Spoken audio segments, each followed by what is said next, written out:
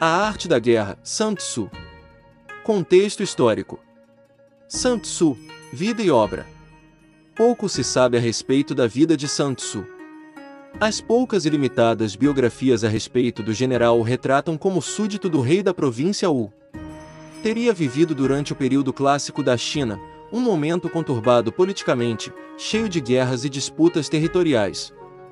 Um período em que os exércitos eram organizados de maneira muito rígida e liderado por generais com um ponto de vista filosófico da guerra. Acredita-se que tenha vivido entre 544 e 496 a.C., tendo sido conhecido como profundo conhecedor de estratégias de guerra. Sabe-se que, no comando de exércitos, Sun Tzu ficou conhecido por vencer muitas batalhas utilizando os ensinamentos que mais tarde foram compilados em livro. 2 gerações mais tarde, seu neto, Sun Pi, viria a dar continuidade aos ensinamentos do avô com métodos militares. A obra, entretanto, não conseguiu alcançar o mesmo sucesso do antepassado, já que possui uma linguagem mais rebuscada e conceitos mais limitados. Muitos historiadores defendem, ainda, que Sun Tzu não tem existido, e que se trata de uma figura lendária. Dessa forma, os conceitos de a arte da guerra seriam na verdade uma compilação de estratégias militares elaboradas durante um determinado período de tempo e por vários conhecedores do tema.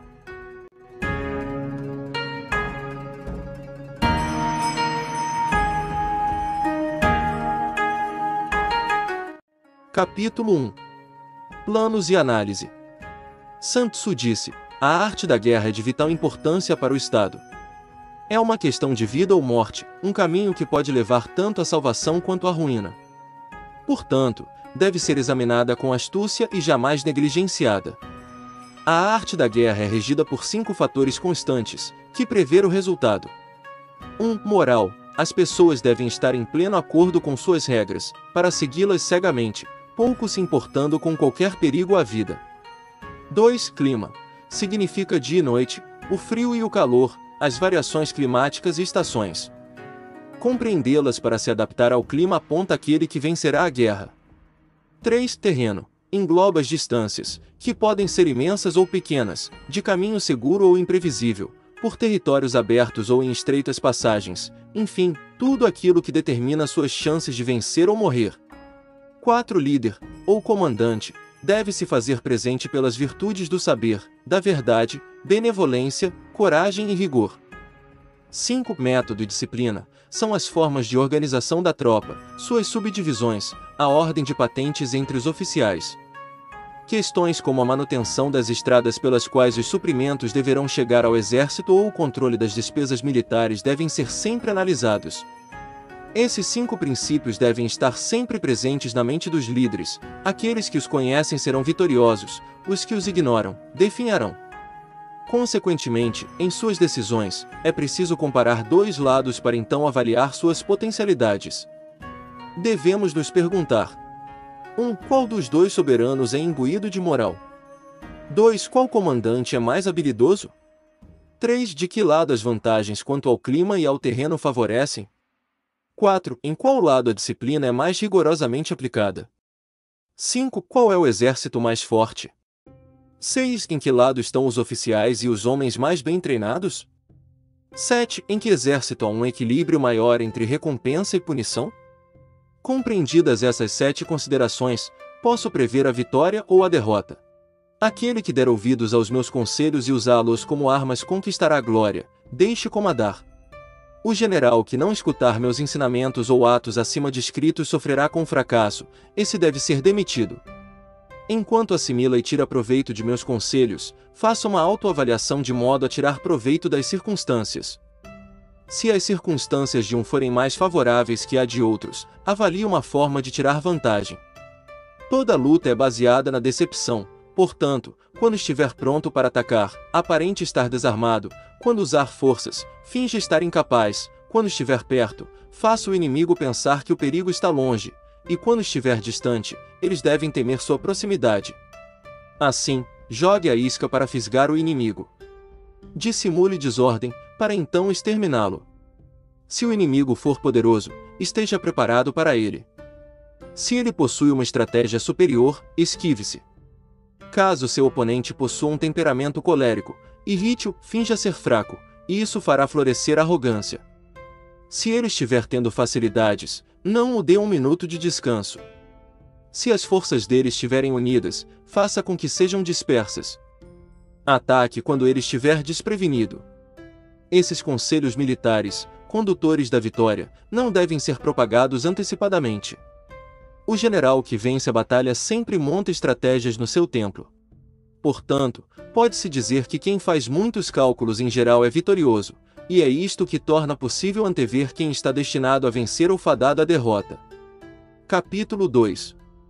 Táticas de guerra. Sun Tzu disse: em operações de guerra, serão necessárias 1000 peças de ouro por dia de guerra para manter um exército de 100.000 homens. Gastos com transporte, enviados secretos e conselheiros, bem como os suprimentos necessários para mantê-los e levá-los a uma distância de 1000 li atuais equivalem a 1000 metros, em expedições. Seja em território amigo ou hostil, o consumo de pequenos itens, incluindo entretenimento, deve ser contabilizado. Durante os combates, busque uma vitória rápida. Caso cansados e o ânimo se dissipará. Então, levantar cerco contra uma cidade poderá esgotar as forças de seu exército. A manutenção do exército nos campos de batalha será de grande custo às finanças do Estado, já que com armas desgastadas, tropas enfraquecidas e recursos comprometidos, o líder do exército adversário estará em vantagem se decidir investir contra você. Se isso acontecer, não haverá homem, ainda que sábio, capaz de impedir as consequências que devem se seguir. Ainda que tenha ouvido falar que atitudes precipitadas são imprudentes, não acredito que a esperteza esteja associada a decisões demoradas. Não há país que tenha se beneficiado com o estado de guerra por períodos prolongados. Apenas aquele que conhece minuciosamente os perigos e ciladas da guerra pode compreender plenamente e descobrir a maneira mais eficaz de conduzir uma batalha. Um perito em guerras não convoca uma segunda leva de soldados, nem espera que lhe levem suprimentos, mas faz uso daquilo que foi tomado de seu inimigo. Assim, o exército estará abastecido quanto às suas necessidades. As despesas do Estado com a manutenção de uma tropa distante empobrecem o povo. A demanda de suprimentos em regiões próximas faz os preços aumentarem, contribuindo para a vazão do dinheiro público. Para cobrir os gastos, o Estado passa a fazer extorsões pesadas à população, que padece. Com a perda de bens e o desgaste das forças, a população ficará desprotegida, e parte dela irá fugir. Já o governo terá que investir no conserto de veículos, manutenção de cavalos, alimentação da tropa, capacetes, arcos, flechas, lanças, escudos, mantos de proteção e transporte de carga. Por isso, um general prudente ganha vantagem ao manter o inimigo fora de casa.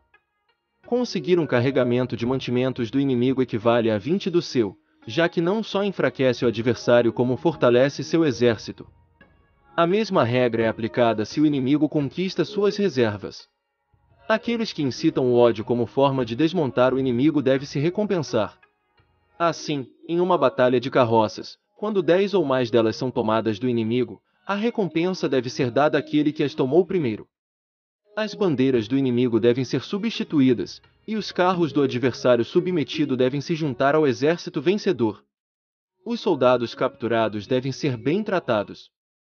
Essa tática, que consiste em conquistar o adversário, serve para aumentar a resistência de um lado. Em uma guerra, vislumbre a vitória, sem prolongar as campanhas. Será dessa forma que o comandante de um exército deverá ser conhecido, como o árbitro do destino da humanidade, o homem em cujas mãos está o poder de decisão pela paz ou pelo confronto. Capítulo 3. Sun Tzu disse: na arte da guerra, o melhor é manter o país inimigo intacto. O melhor é capturar o inimigo incólume ao invés de destruí-lo, capturar o regimento, uma divisão com alguns poucos homens ou uma companhia inteira. Aniquilar um exército inimigo é apenas a segunda melhor opção. Portanto, lutar e vencer em todas as batalhas não constitui o sucesso absoluto. O sucesso absoluto consiste em quebrar a resistência do inimigo sem precisar lutar. A melhor estratégia militar é frustrar os planos inimigos, a segunda melhor maneira é prevenir a aliança de forças inimigas, e a terceira é atacar o exército armado em seu próprio campo. A pior tática de todas é investir contra cidades protegidas. A regra é não invadir cidades com muralhas se puder evitar. A preparação de abrigos móveis e itens diversos de guerra irá demorar 3 meses completos, e o acúmulo de montes contra as muralhas levará outros 3 meses. O general incapaz de controlar sua ansiedade irá lançar mão de seus homens para o confronto como um bando de formigas, o que resultará na morte de 1/3 de sua tropa. Já o líder habilidoso subjugará as tropas inimigas sem confronto algum, renderá cidades inteiras sem ter de cercá-las, e dará fim a um reino sem operações prolongadas no campo. Com suas forças intactas ele disputará o domínio do império, e então, sem perder um homem sequer, seu triunfo terá sido completo. Esse é o método de ataque estratégico. Se sua força for 10 vezes superior à do adversário, cerque-o. Quando a proporção for de 5:1, ataque-o. Se for duplamente numeroso, divida seu exército em 2, de modo que uma parte ataque o inimigo pela frente e outra parte ataque pela retaguarda. Se o inimigo se iguala em força, divida o exército inimigo e enfrente-o. Quando seu exército for um pouco inferior em número, evite o inimigo. Contudo, mesmo um combate acirrado pode ser feito a partir de uma pequena força, mas o resultado será a captura do mais fraco pelo mais forte. O general é a base do Estado. Caso o posto seja bem ocupado por um general completo em todos os sentidos, o Estado será forte. Se falho, então o exército enfraquecerá. Existem 3 formas pelas quais um líder pode trazer desgraça sobre seu exército. 1. Comandar o exército para avançar ou recuar, ignorando se o exército tem ou não condições de obedecer. Isso se chama amarrar o exército.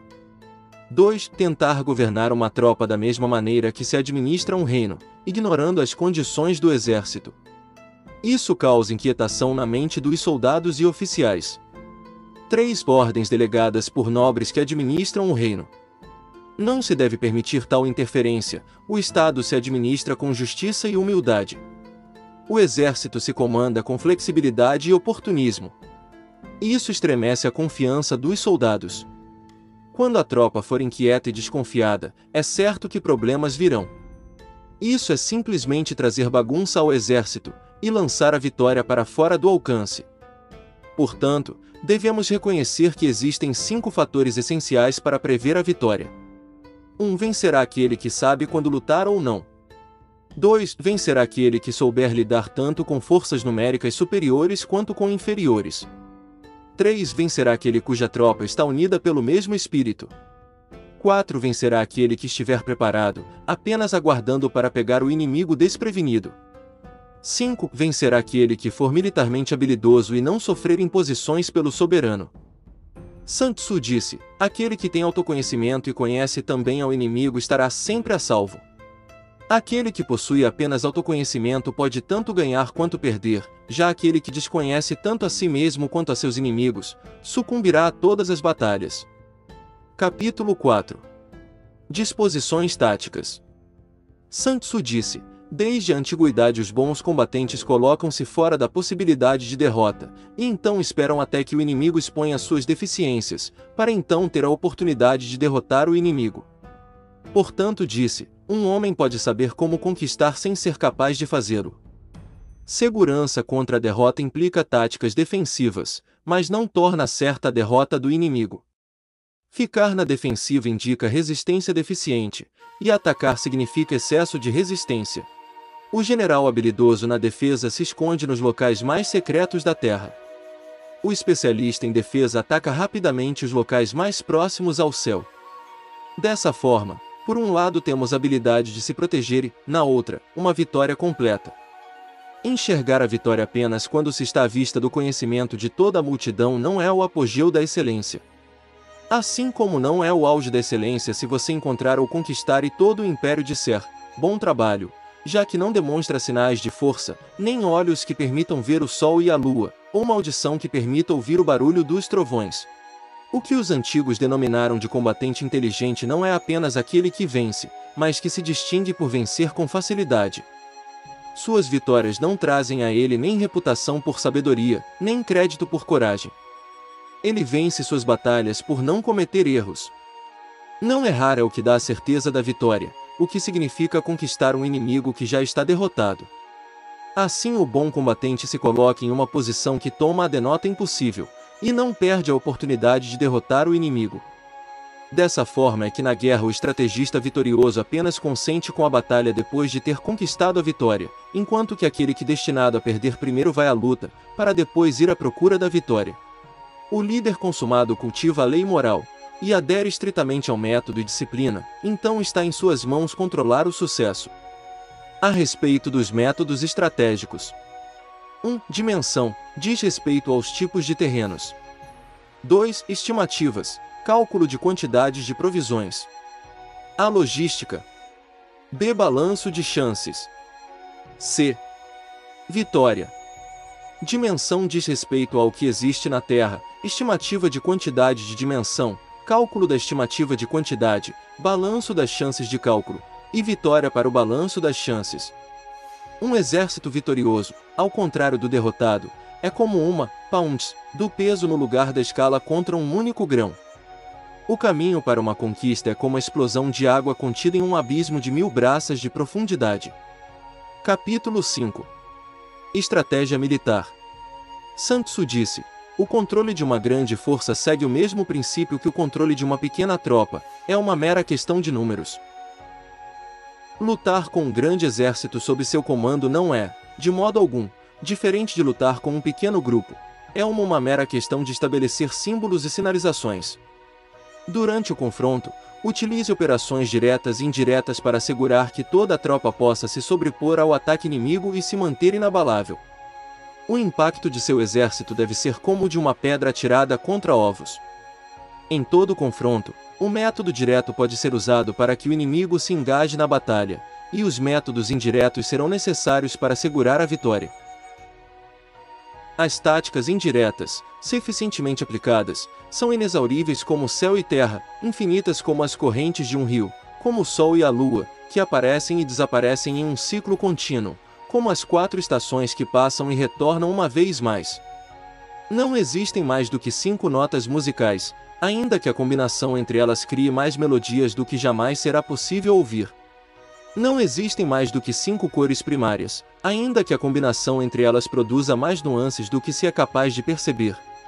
Também não existem mais do que 5 sabores, mas as combinações dão origem a mais sabores do que se pode degustar.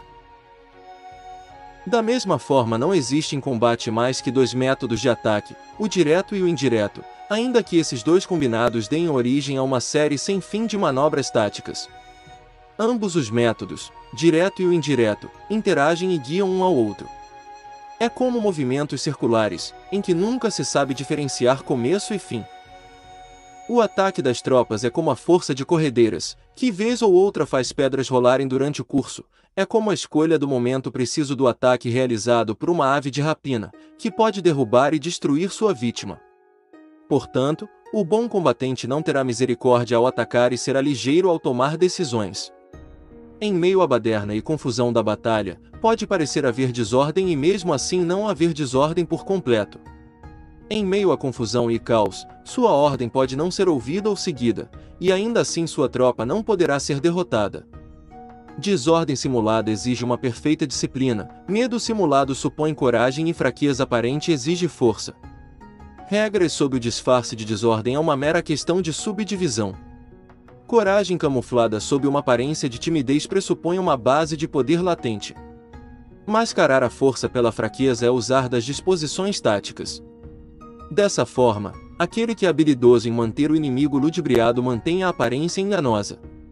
Ele sacrifica algo que o inimigo pode conquistar e, ao manter a isca à mostra, se mantém em combate, e então com o corpo de um homem pré-selecionado à mostra, ele mente à espera de dar o bote.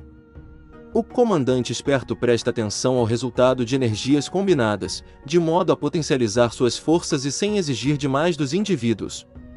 Ao potencializar forças, o bom líder envia seus homens à guerra como lenha ou rochas, visto que a natureza da lenha e das rochas é imóvel.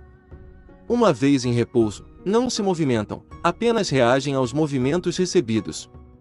Se possuírem a forma de uma roda, irão rolar até encontrar algo forte o bastante para as deter. Assim, a estratégia militar elaborada por bons guerreiros é como uma rocha redonda, que desce uma montanha de 1000 pés de altura. Quase não requer força para dar início a um movimento, mas tem efeito devastador. Capítulo 6. Pontos fracos e fortes.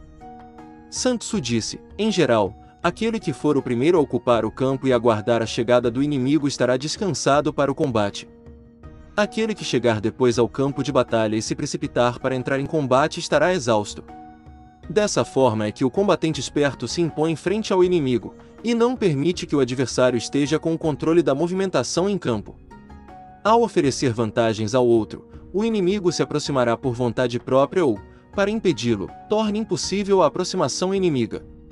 Assim sendo, se o inimigo estiver tendo facilidade, perturbe-o, se bem abastecido por alimento, faça com que ele morra de fome, se bem acampado, force-o a se movimentar de modo que o inimigo deva se apressar para ter chances de defesa, marche com rapidez para lugares em que não for esperado.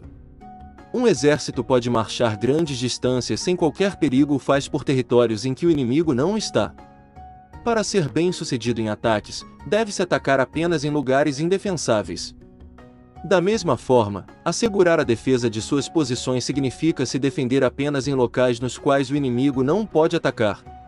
Portanto, ao lutar contra um general habilidoso, o oponente nunca saberá previamente o que defender, nem saberá por qual lado o inimigo atacará. A divina arte da sutileza e discrição. Deve-se aprender maneiras de se tornar invisível e inaudível. Dessa forma o destino de seus inimigos estará em suas mãos. É possível avançar e ser absolutamente irresistível, se o fizer contra os pontos fracos do inimigo, assim como pode se retirar e estar fora de alcance adversário se seus movimentos são mais rápidos do que o de seus inimigos. Portanto, se desejamos lutar, o inimigo será forçado a um confronto mesmo que esteja abrigado atrás de fossos profundos e grandes trincheiras. Tudo o que se deve fazer é atacar um ponto que ele seja obrigado a defender. Se o intuito for evitar o enfrentamento, deve-se prevenir que o inimigo nos obrigue a lutar, evitando que ele venha ao nosso encontro. Mesmo que os limites de nosso acampamento estejam traçados, tudo o que precisamos fazer é atirar algo estranho e inconcebível à maneira deles como forma de confundi-los. Ao descobrir a posição do inimigo enquanto nos mantemos invisíveis, as forças podem ser concentradas, enquanto as do inimigo estarão dispersas. Se um exército forma um corpo único e unido enquanto o inimigo estiver espalhado em frações, haverá um comando completo contra partes separadas de um todo, o que significa que podemos ser muitos para poucos inimigos. E se estivermos aptos dessa forma a atacar uma força inferior com uma superior, nossos oponentes estarão em terríveis apuros. O lugar escolhido para a batalha não deve ser revelado ao adversário, para que o inimigo tenha que se preparar contra possíveis ataques em muitos pontos diferentes, e suas forças tenham que ser distribuídas em muitas direções. Assim, qualquer unidade a ser enfrentada será proporcionalmente menor. Para que o inimigo possa fortalecer sua frente de batalha, terá que enfraquecer a parte retaguarda. Se optar por fortalecer a retaguarda, então terá que enfraquecer sua vanguarda. Se quiser fortalecer seu lado esquerdo, então o lado direito ficará à mercê. E se desejar fortalecer sua direita, então a esquerda estará desprotegida. Ao enviar reforços a qualquer um dos pontos, todos eles estarão vulneráveis. Fraqueza numérica tem origem na necessidade de ter que se preparar contra possíveis ataques. Já a força numérica decorre da tática de forçar o adversário a ter que tomar tais precauções. Tendo ciência do local e hora da batalha, deve-se concentrar a grandes distâncias. Mas sem saber nem do tempo nem do lugar da batalha, então a ala esquerda ficará impotente para socorrer a direita, a frente de batalha não será capaz de ajudar a retaguarda, ou o contrário. Ainda que os inimigos sejam numericamente superiores, não significa que eles possam investir contra o nosso exército. A vitória pode ser, portanto, alcançada, mesmo que o inimigo seja maior em termos numéricos. Encontre maneiras de descobrir os planos adversários e a probabilidade de que eles obtenham sucesso. Em sítios, e aprenda o princípio da atividade ou inatividade. Force-os a se revelarem, a expor seus pontos vulneráveis. Compare cuidadosamente o exército oponente com o seu, para então descobrir onde reside a força em abundância e onde estão as deficiências. Não repita as táticas com as quais conquistou uma vitória. Deixe seus métodos serem regulados pela variedade infinita de circunstâncias. Táticas militares são como água, que em seu curso natural corre dos locais altos, e então se precipita. Assim, durante a guerra, o caminho é evitar o que é forte e derrubar o que é fraco. A água toma contornos conforme o solo sob o qual percorre seu caminho, e o soldado deve trabalhar sua vitória conforme o inimigo que enfrenta.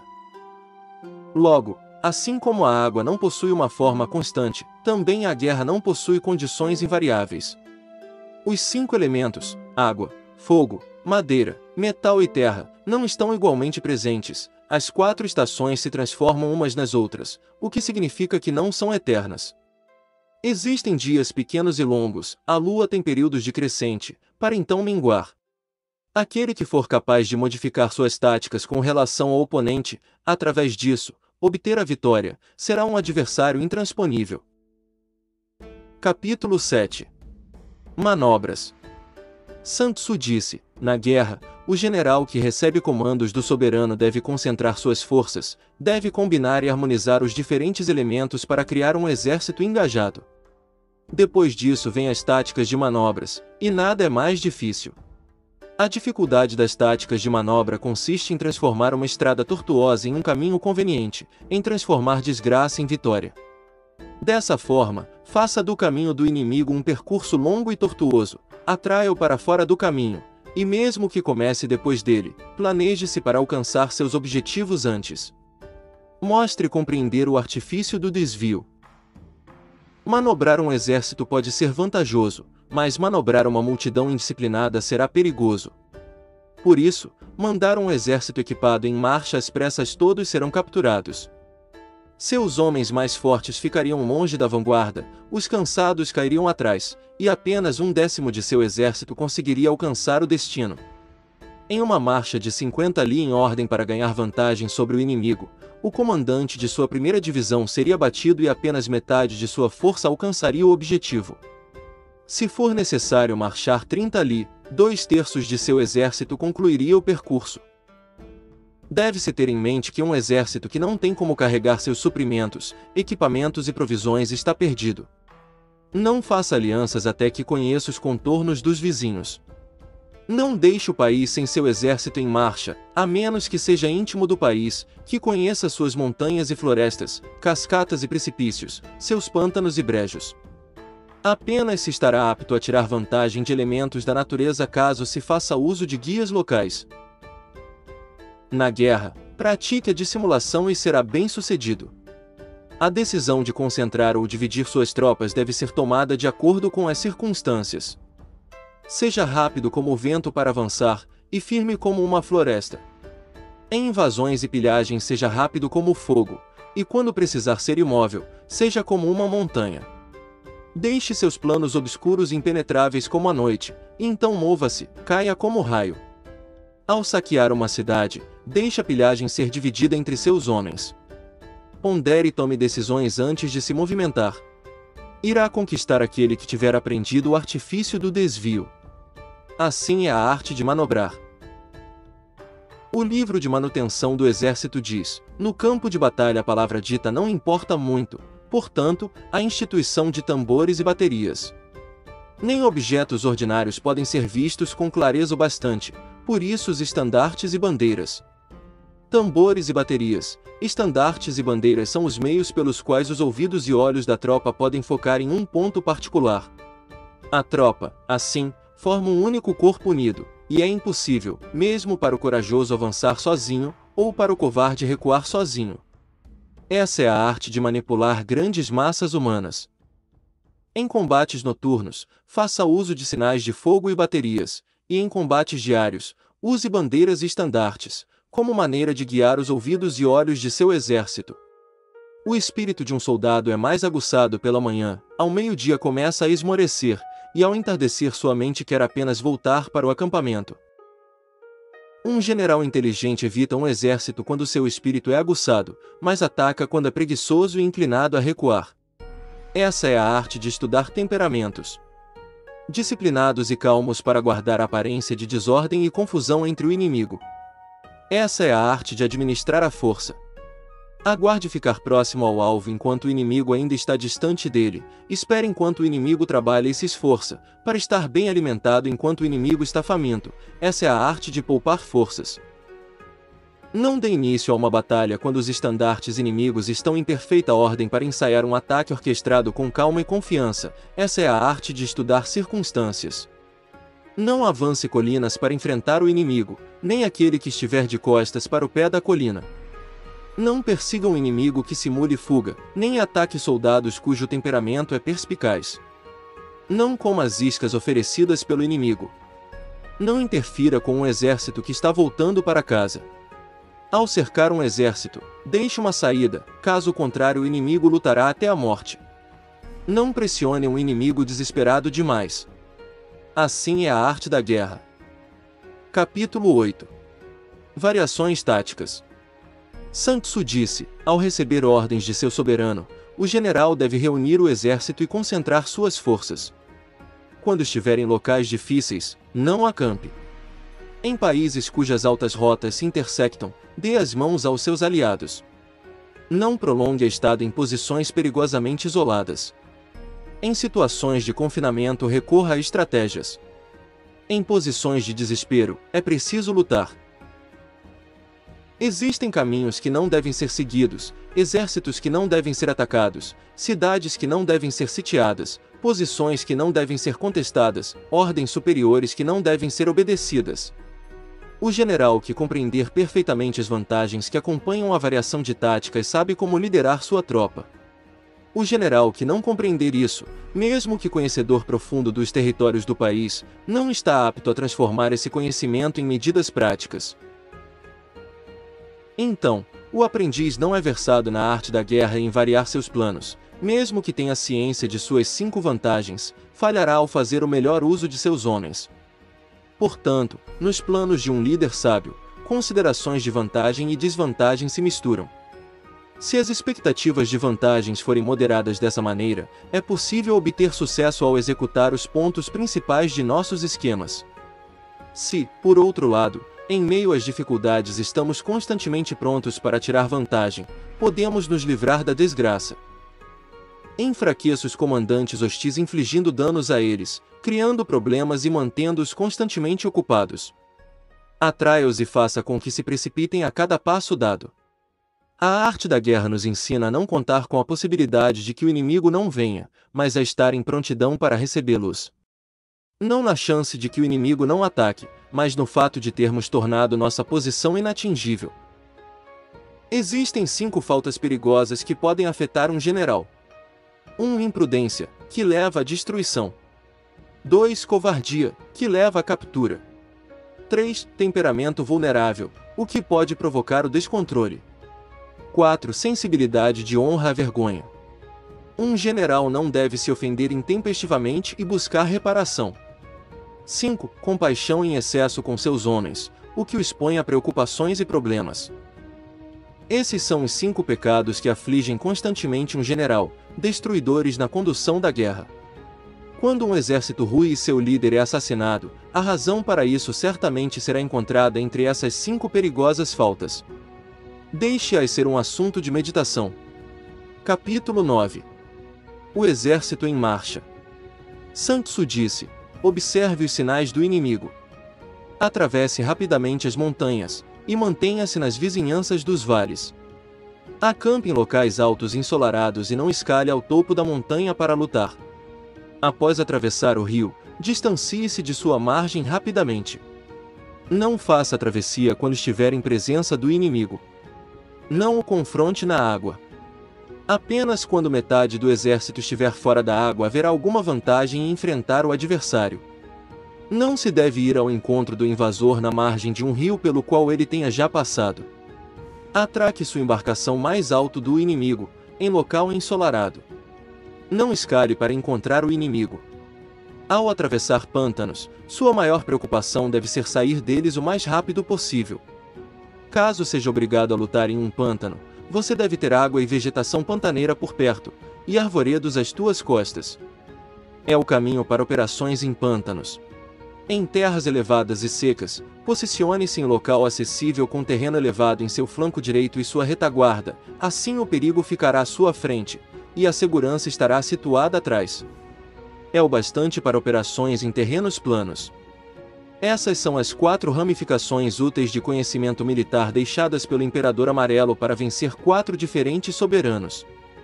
Em geral, os exércitos preferem terrenos elevados e locais ensolarados. Acampe seus homens em solo firme, e o exército estará livre de doenças de todo tipo. Essas condições serão um sinal de vitória. Quando for a uma colina ou margem, ocupe o lado ensolarado, à frente do sopé da montanha. Dessa forma você irá ao menos agir em benefício de seus homens. Quando, em consequência de tempestades no território, um rio que você deseja atravessar formar uma torrente e engrossar, você deve aguardar até que as águas retomem no curso natural. Territórios nos quais existam penhascos e precipícios com deslizamentos, profundos abismos naturais, locais confinados, bosques traiçoeiros, pântanos e rachaduras devem ser abandonados o mais rápido possível e ser evitados. Enquanto nos mantemos distantes de tais lugares, devemos deixar o inimigo se aproximar deles, devemos atrair o inimigo para os perigos dos quais acabamos de nos livrar. Seja cauteloso com territórios vizinhos ao seu acampamento, onde houver terrenos com bosques, lagos cercados por plantas aquáticas, vales cheios de junco, ou árvores com raízes grossas, pois são locais propícios para emboscadas e esconderijos de espiões. Quando o inimigo estiver ao alcance e se manter em repouso, ele está contando com a resistência natural de sua posição. Quando ele se mantém afastado e tenta provocar o conflito, ele está ansioso para que o outro lado avance. Se o acampamento dele for de fácil acesso, ele está oferecendo uma isca, e na realidade conta com proteção. Movimentações entre as árvores de uma floresta mostram que o inimigo está avançando. A existência de obstáculos por entre os arbustos significa que o inimigo pretende nos confundir. O voar súbito dos pássaros é sinal de emboscada. Animais assustados indicam que um ataque surpresa está a caminho. Quando a poeira subindo em uma camada elevada, é sinal de que os carros de guerra estão avançando. Quando a poeira está baixa e espalhada sobre uma grande área, é sinal de que a infantaria está se aproximando. Quando se ramificam em diferentes direções, isso mostra que destacamentos foram mandados para coletar lenha.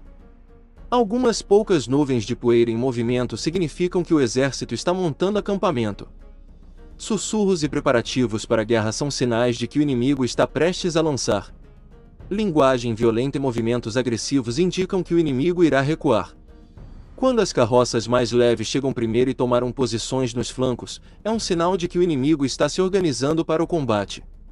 Proposta de paz desacompanhada de um juramento convincente indica uma conspiração.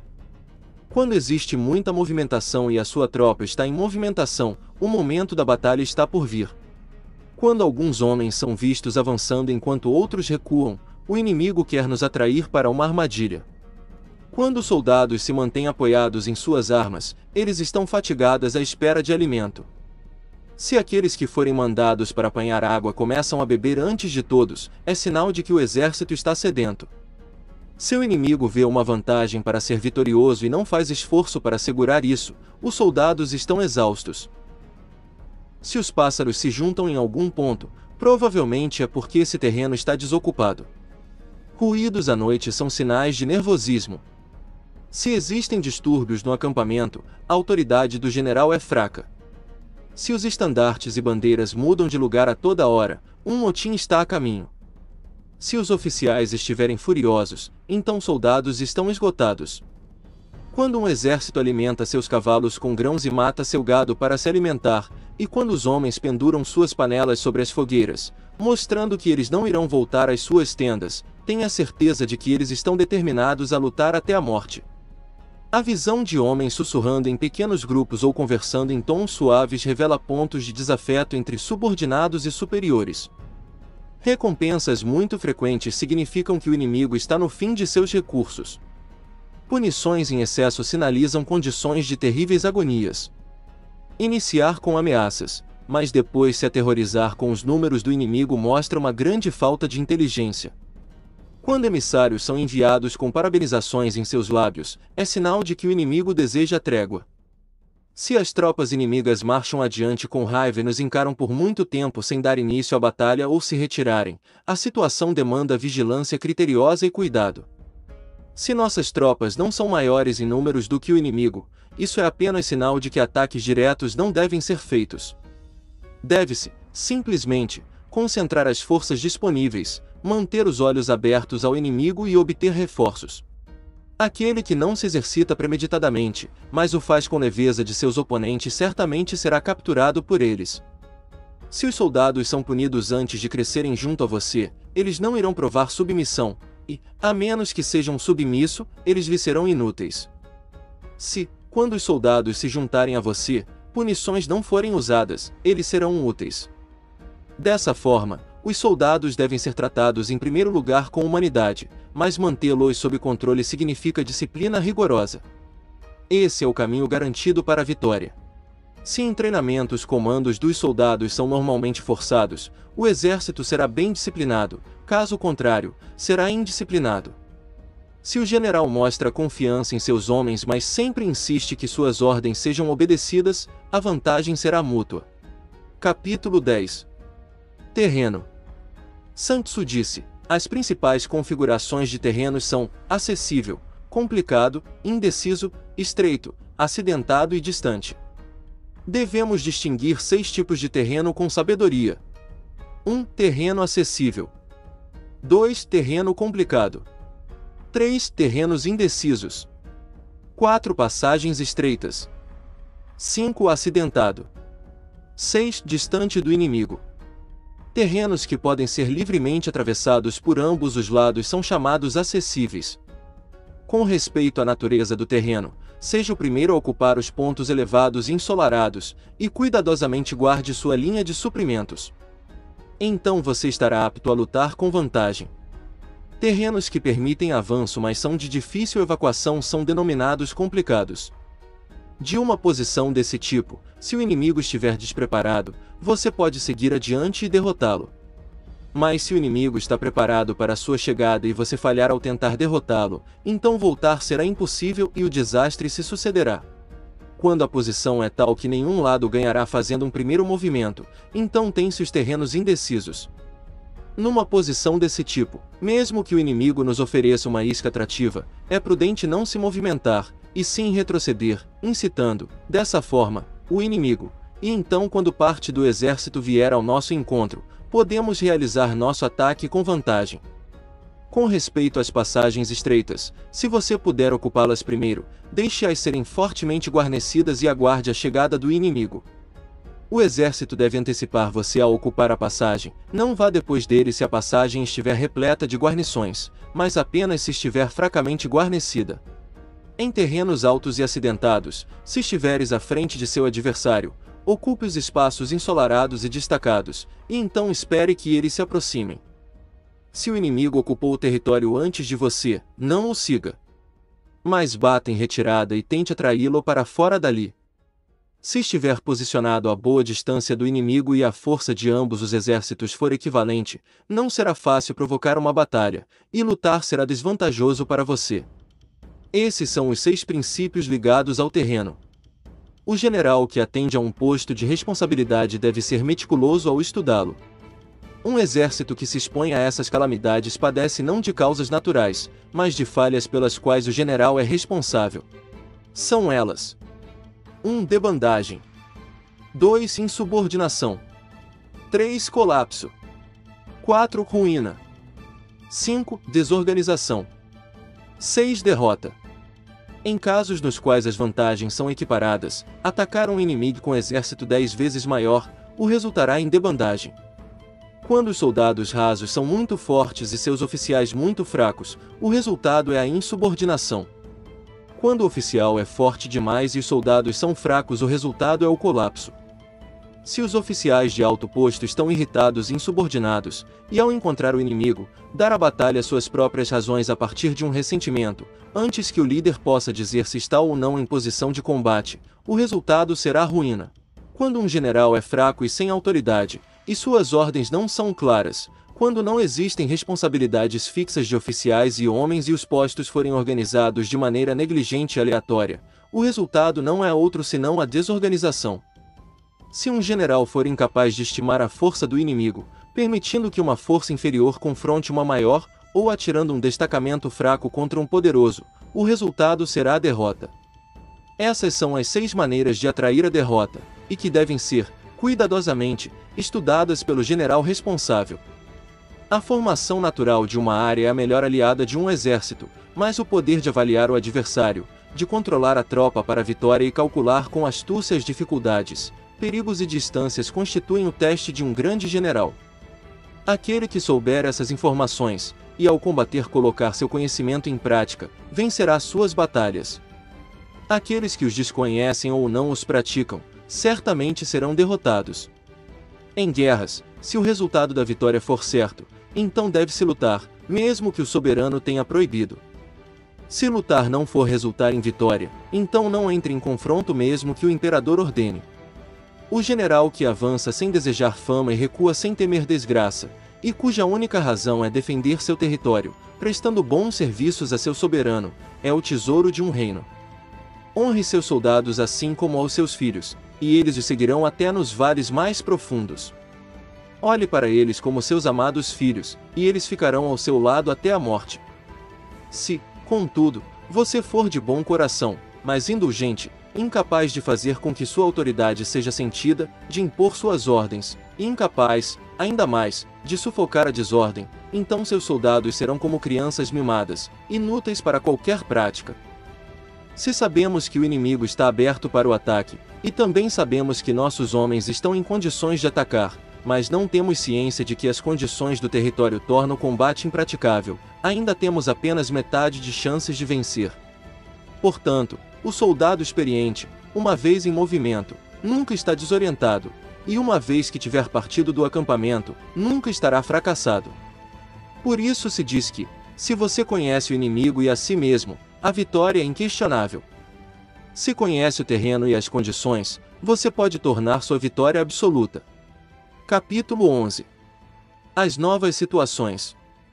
Sun Tzu disse: a arte da guerra reconhece 9 variedades de território: o dispersivo, o agradável, o controverso, o aberto, o de intersecção de estradas, o terreno crítico, o difícil, o vulnerável e o perigoso. Existem 9 situações de acordo com os terrenos. 1. Território dispersivo. 2. Território agradável.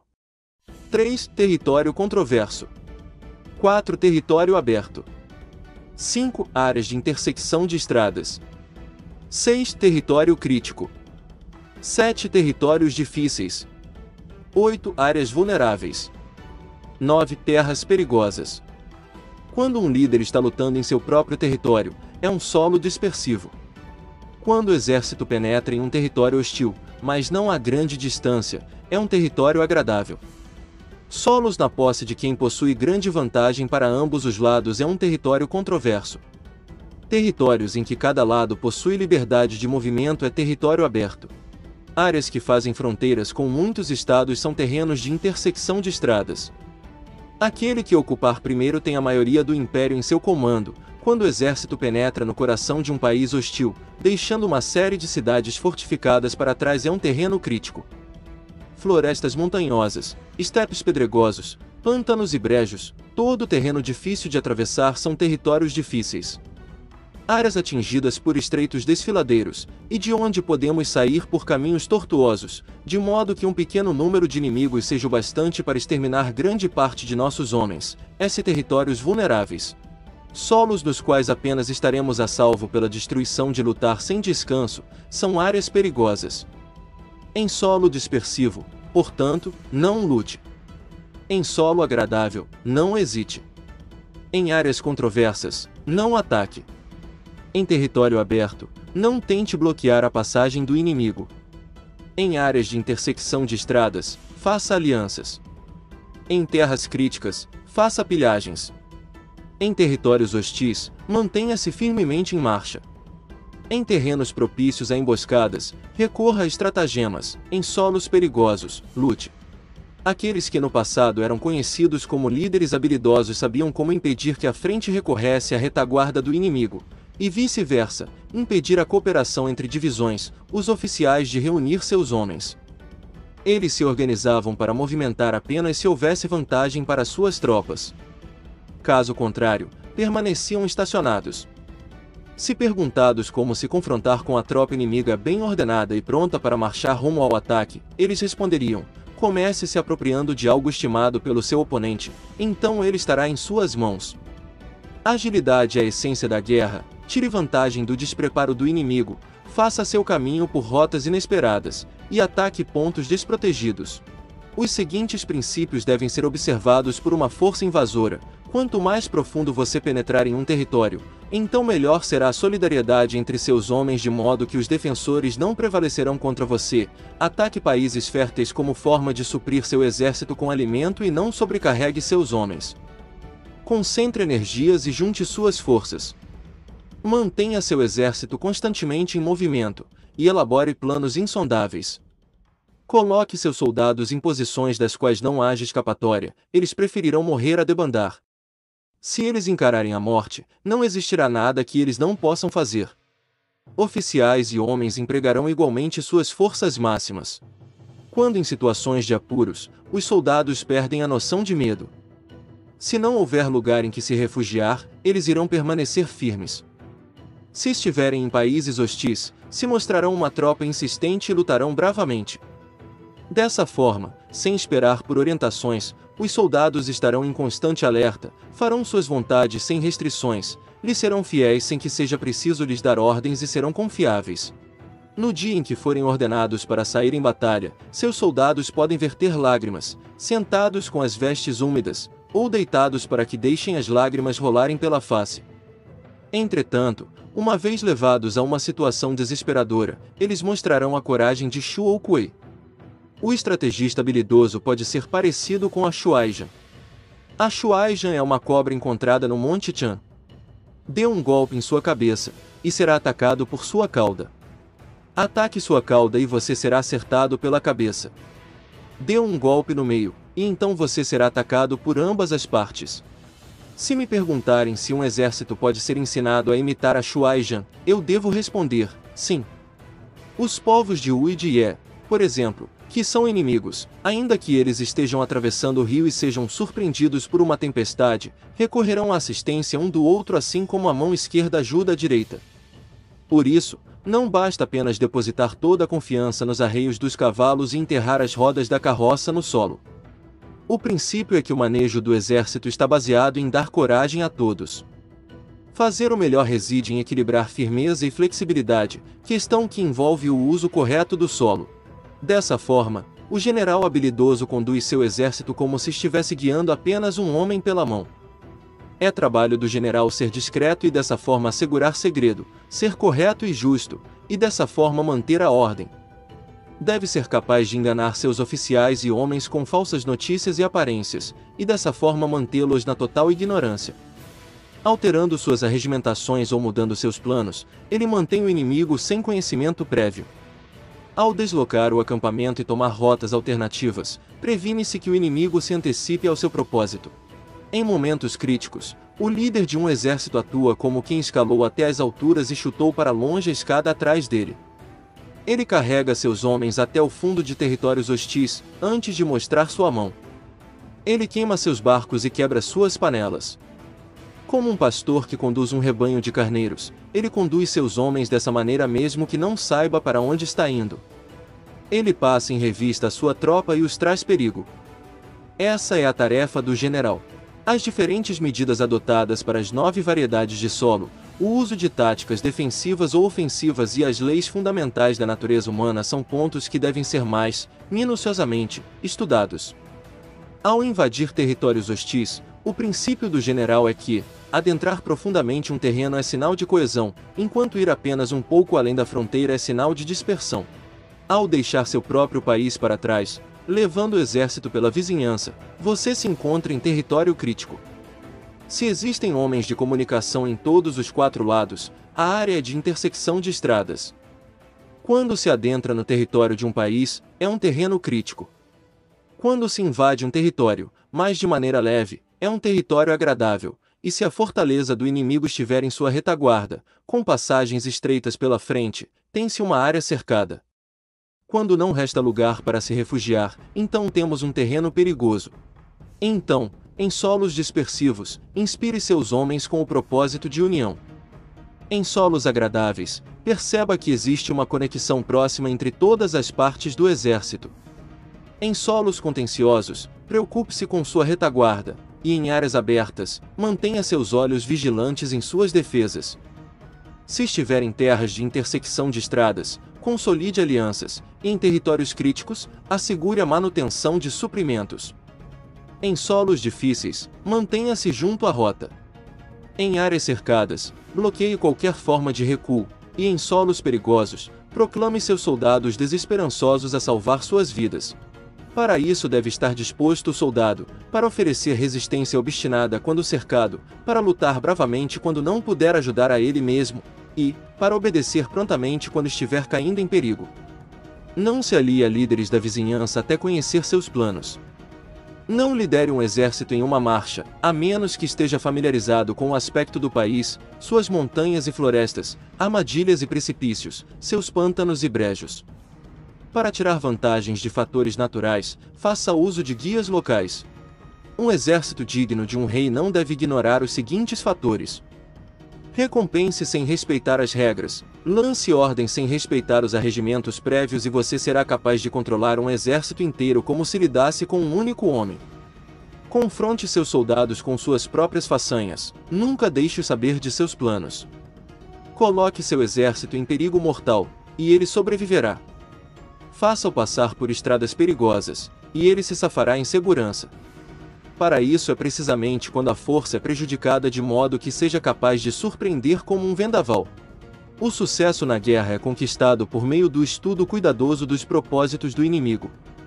Pela suspensão permanente nos flancos do inimigo, devemos seguir uma longa corrida para assassinar o comandante-chefe.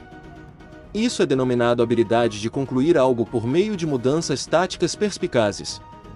No dia em que a declaração de guerra for dada, bloqueie todas as passagens das fronteiras, destrua os registros oficiais, e proíba a passagem de todos os emissários. Seja austero na sala de conselho e então terá chance de controlar a situação.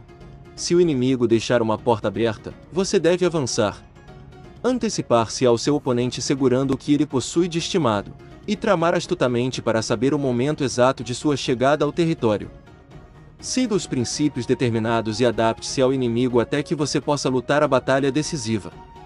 Primeiramente, então, exiba o pudor de uma donzela, até que o inimigo lhe dê uma abertura.